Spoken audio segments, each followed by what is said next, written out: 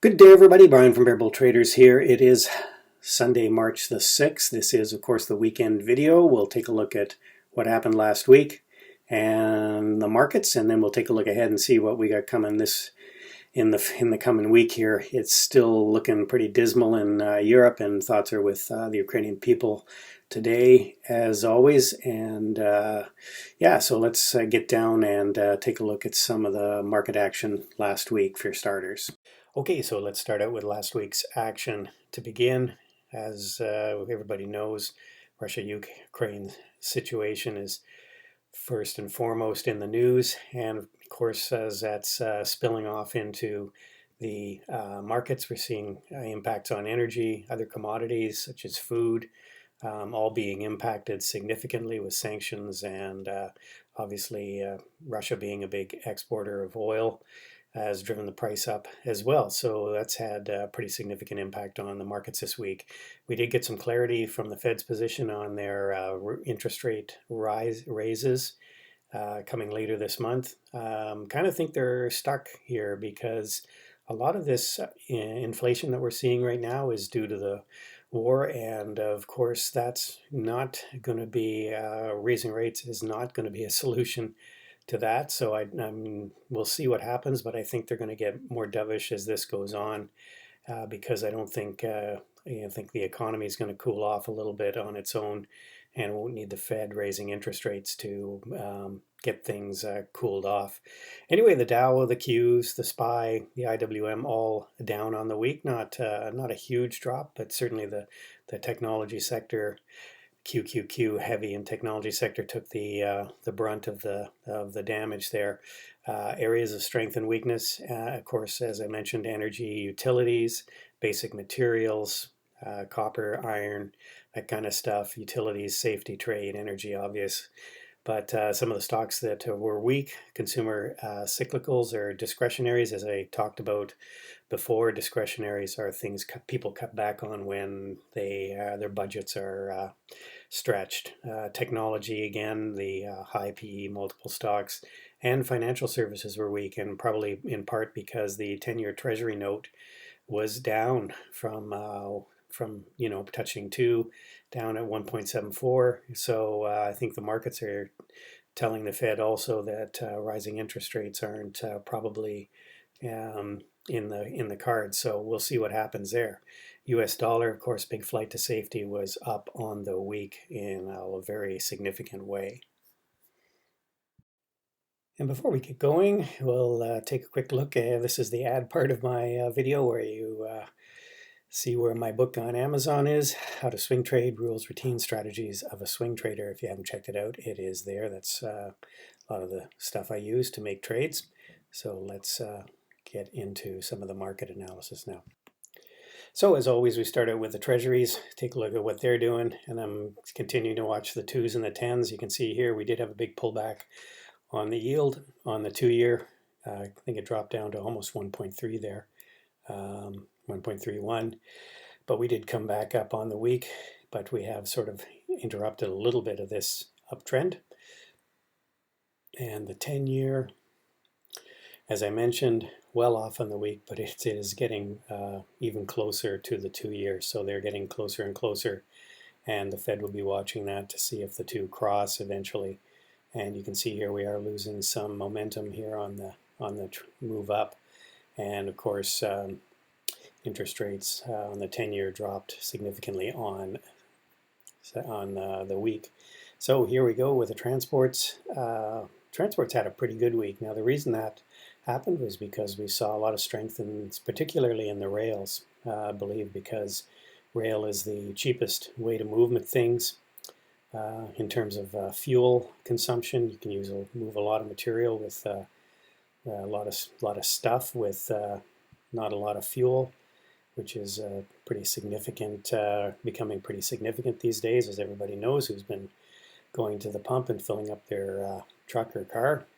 You can see here on the week, transports were up on a little bit of volume here, and so good for the transports. Again, sort of a rail-specific thing. The Dow actually on the week, sort of in a range here. You can kind of see we're we're kind of stuck in this 34,000 to 33,250 range on the week. Of course, we were down just a little bit. We are kind of rolling over, double top here, lower high, and we'll see again. 33,000 seems to be an area where could be some support, but you know, we've got a long way to go if we're gonna come down to the 200-day or even this prior level of resistance and resistance here before we broke out.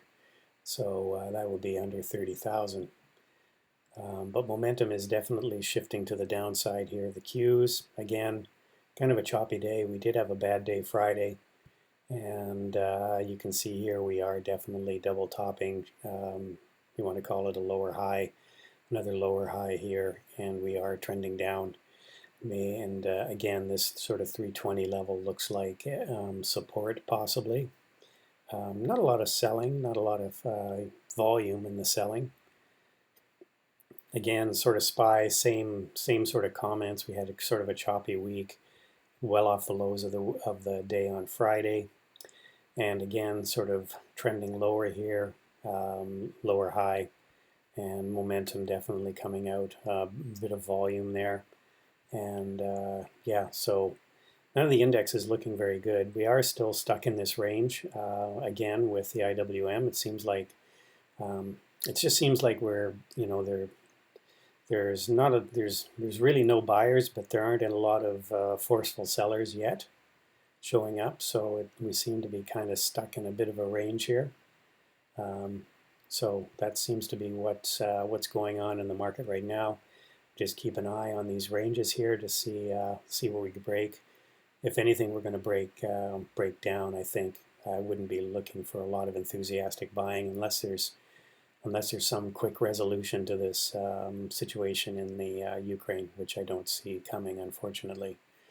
And again, the dollar just screamed higher on Friday. You can see here, a little off the high of the day, but just a real flight to safety. The U.S. dollar gets bought when there's when dollars are going into safety currency, and that's what you see typically when that happens.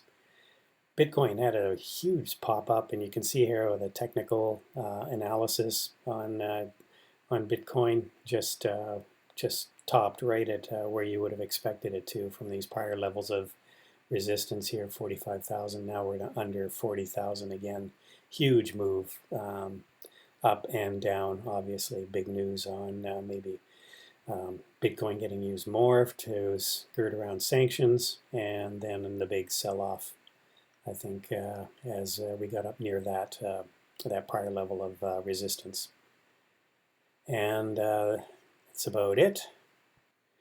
So we'll take a look at some stocks that have been doing well, and as always, there's usually a place where money is rotating into. There's lots of money still sloshing around out there, and of course, there's always money rotating from one sector into another, and we're seeing that in a number of sectors. So let's go over a few of them here. Gold obviously catching a big bid here. It's breaking out. Of course, it's usually a strong performer during sort of global crises, etc. So gold performing very well here. Something else that's going on is there's a real, obviously, food is going to be a big concern. I think Russia and the Ukraine, I think, account for just under 30% of the wheat and corn, if I saw that statistic correctly. So again, fertilizer really in focus here. So you can see here how CF Industries, fertilizer producer, big move up this week, and I expect that to continue.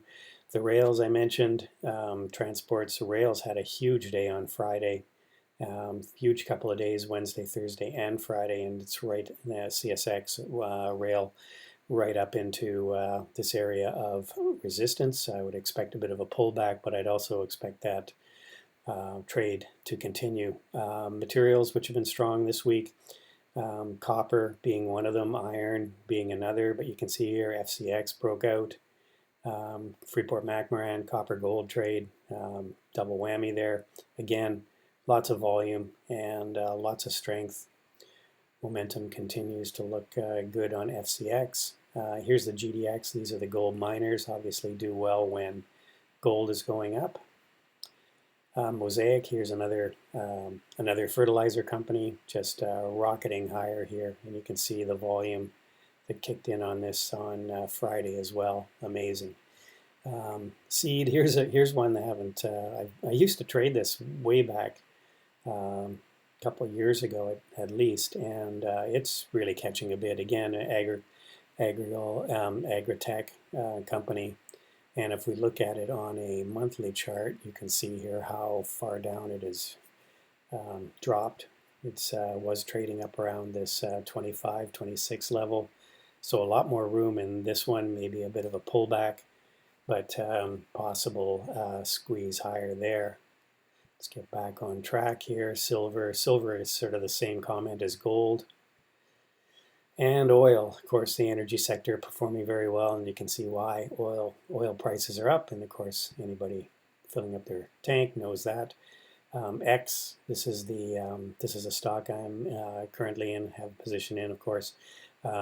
It's really taking off here. Iron, again, one of the materials that's benefiting from short inventories in the market. And again, XLE, just this is made up of stocks like Chevron and Exxon and Phillips, all performing well during the week here. Nice breakout on I guess this would be Monday, and then Tuesday, Wednesday, Thursday, and a nice move up on Friday. But looking a little extended on all of these, so I would be watching for a bit of a pullback. But certainly the trend is higher. So let's take a quick look at other stocks I might be wanting to watch here. Apple's just trading in a range, but you can see here, I think there's limited upside, as I mentioned. So, options trades, you could be selling calls. We're feeling pretty confident that, there's not going to be any big buying that's going to come in next week, again, unless something radically changes with this situation in Europe. Again, here's 3100 on Amazon, could be a good place to sell calls. PayPal is had this nice pop up and came up to the 20 moving average, rejected it. Now we're back down, really testing. Here's the close on this was 172. And we're already below that. So again, PayPal could sell some 110 calls. This doesn't look like it's going to go anywhere anytime soon. Here's Roku, classic gap and then fill the gap. You can see it came right back up here and predictably just rejected from this 140 level and rolled right back over again, and momentum again coming out of it to the downside. So again, an opportunity to either short or sell calls. Silver, again, looked like breaking out. The semiconductors have been not performing very well here. So again, we're kind of back down, so I would say, into this. If we see a sort of a 3250 handle, might be an opportunity to get long with a tight stop.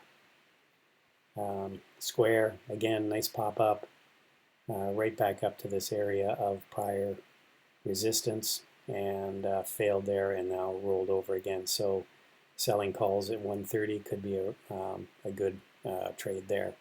Tesla had some 950 calls last week, so just let them expire worthless, and collected the premium that the buyer provided to me. Happy with that trade. I'll be maybe looking to do that again. I don't think the 950s I'm going to get the same premium, unfortunately, this time. Out of WCC, it looks like it's breaking lower, but again, I might look at putting an alert at 110.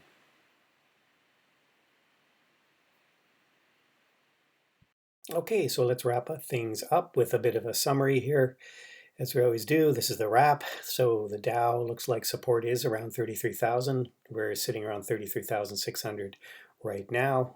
With the way markets have been moving, that wouldn't be a stretch to see it down that much this coming week. Prior support was 34,000. We did lose that this week, of course. The Qs support at 320. Right now we're at 337. We did lose that prior support level of 340. SPY Support still at 430. It's still kind of hanging around there at that level. The next drop, if we do get it, will be around 420. Right now we're at 432.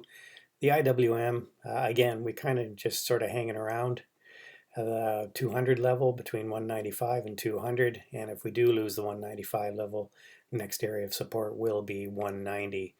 So we'll see what happens in the coming week. Obviously, I do not think the Russia-Ukraine situation is going to change unless somebody takes out Putin. He's just, I think things are just stuck there right now, and it's not going to get any better in the coming week. Inflation and the Fed sort of taking a bit of a backseat, but of course we do have that meeting coming up later in the month. But I don't think there's going to be anything surprising coming out of that. This week's earnings, of course, we're winding down on earnings season, as I've mentioned. Monday, there's really nothing of note. Tuesday, we've got Dick's and Petco before the open. We've got Bumble after the market close on Tuesday. ZIM Shipping Company on Wednesday before the market open, and Oatly before the market open as well. So that's it, everybody. Hope you are all having a good weekend. And we'll see you in the Bear Bull Trading Room, hopefully Monday morning, 8 o'clock. We'll be starting with a pre-market show. And of course, if you're a member with us, you'll be trading the market open at 9:30. So we'll hopefully see you tomorrow morning.